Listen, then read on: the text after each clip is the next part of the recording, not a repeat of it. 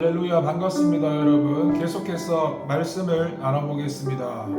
오늘은 그 구제부 나눔 사역이랑 전도 사역, 그 다음에 중보 기도의 사역, 하여튼 이것저것이 계속 출근하고부터 계속 이렇게 시간이 이어져 있어가지고 영상을 아직 못 찍어서 이제 좀 늦게 찍게 되었습니다. 열왕기상 22장에 보면 12절의 말씀이죠. 열왕기상 22장 12절에 보면 모든 선지자도 그와 같이 예언하여 이르기를 길르앗 나봇으로 올라가 승리를 얻으소서 여호와께서 그 성읍을 왕의 손에 넘기시려 하더라. 여러분, 12절을 보게 되면 이 400명의 선지자들이 시드기야가 뿔을 가지고 예언하는 것을 보고 더욱 고무되어서 같은 목소리로 아합의 승리를 장담하는 예언을 했다고 하였습니다. 결국 이날에 왕궁과 광장에서 열렸던 행사는 이구동성으로 쏟아지는 그 승리의 예언으로 말미암아 마치 축제 분위기로 가득 차 있었을 것입니다. 물론 이후의 기록을 보면 이러한 분위기는 미가야의 예언으로 인해서 잠시 잠잠해지기도 했습니다.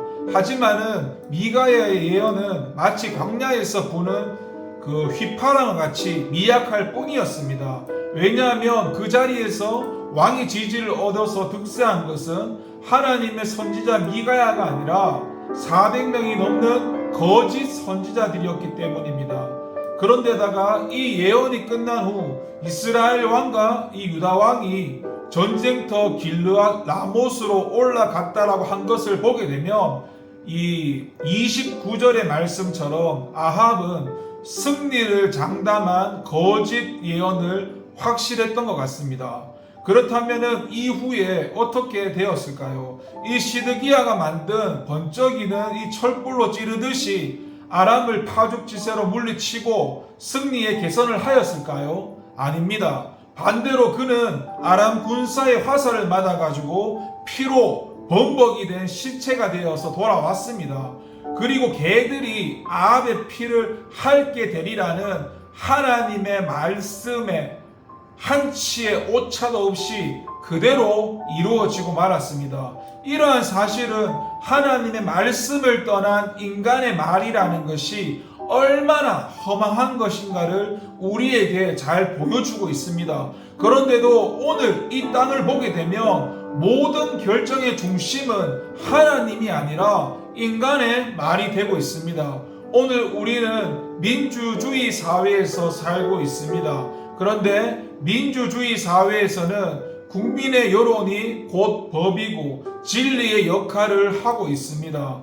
곧 다수의 의견이 진리로 인정을 받고 있는 것입니다. 그래서 민주사회에서는 아무리 좋고 바른 의견이라도 그것이 소수의 의견일 경우에는 폐기 처분되거나 심지어는 공공에 해를 끼치는 것으로 매도당하기도 합니다. 하지만 여러분, 다수의 의견이라고 해서 언제나 진리일 수는 없습니다. 진리는 다수와 관계없이 언제나 진리입니다.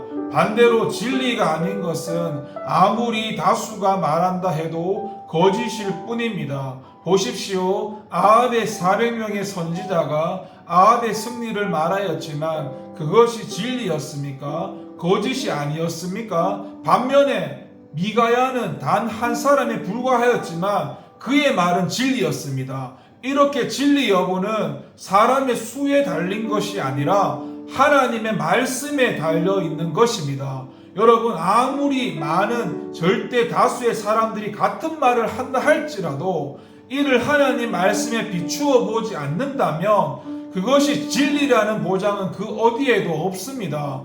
이는 다수의 사람들의 말만 듣고 행동했던 사울 왕이나 아니면 빌라도 총독이 영원한 죄인으로 성경에 기록된 것을 통해서도 우리가 분명히 알 수가 있습니다. 그래서 오늘 우리는 세상 사람들이 그 어떤 말을 하든 궁극적인 진리의 기준은 어디까지나 하나님의 말씀뿐이라는 것을 한시도 잊어서는 안 됩니다. 그렇게 할 때 우리 모두는 흔들림 없이 진리와 생명의 길을 가는 견고한 성도들로 세워질 수가 있습니다. 여러분, 이 세상에는 스스로 진리를 말하는 자들이 참 많습니다.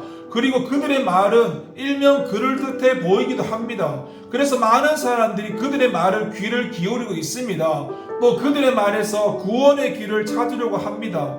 그러나 성경에서는 어떤 길은 사람의 보기에 바르나 필경은 사망의 길이라고 경고하고 있는 것처럼 아합이 좋은 시드기야와 400명의 거짓 선지자들의 길이 바로 그러한 사망의 길이었습니다.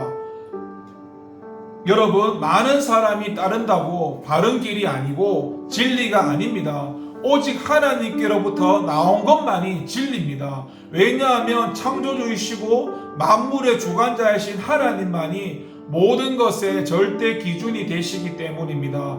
그래서 우리는 모든 것을 하나님의 말씀에 근거해서 판단해야 됩니다. 하나님의 말씀을 우리 삶의 절대적인 기준으로 삼고 누가 뭐라 하든지 누가 어떠한 삶을 살든지 그 기준에 근거해서 살아가야 할 것입니다. 기도합니다. 하나님 아버지, 감사합니다. 오늘날 우리를 미혹하게 하고 분별하지 못하게 합니다.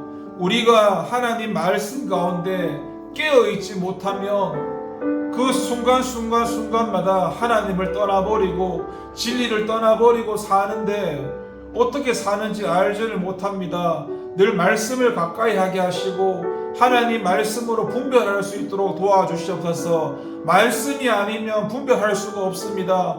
하나님 도와주세요. 말씀대로 살게 하여 주세요. 예수님의 이름으로 기도를 드립니다. 아멘.